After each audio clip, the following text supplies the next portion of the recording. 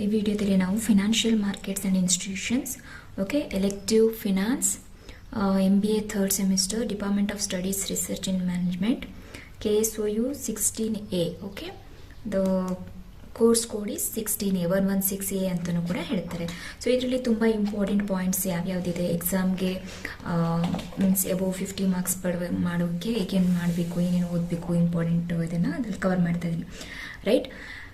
So financial markets and ಇನ್ಸ್ಟಿಟ್ಯೂಷನ್ಸಲ್ಲಿ module 1 ಮತ್ತು module 2 module 2, module 3, module 4, module 5 ಇದೆ. ಎಲ್ಲರೊಳಗೂ ಆಲ್ಮೋಸ್ಟ್ ಕ್ವಶನ್ಸ್ ಕೇಳಿದ್ದಾರೆ. ಬಟ್ ಫಸ್ಟ್ ಟು ನಿಮ್ಗೆ ಕವರ್ ಮಾಡಿದಾಗ ನೆಕ್ಸ್ಟ್ ನಿಮಗೆ ರಿಪಿಟೇಟಿವ್ ಅಂತ ಅನ್ಸಕ್ಕೆ ಶುರುವಾಗುತ್ತೆ.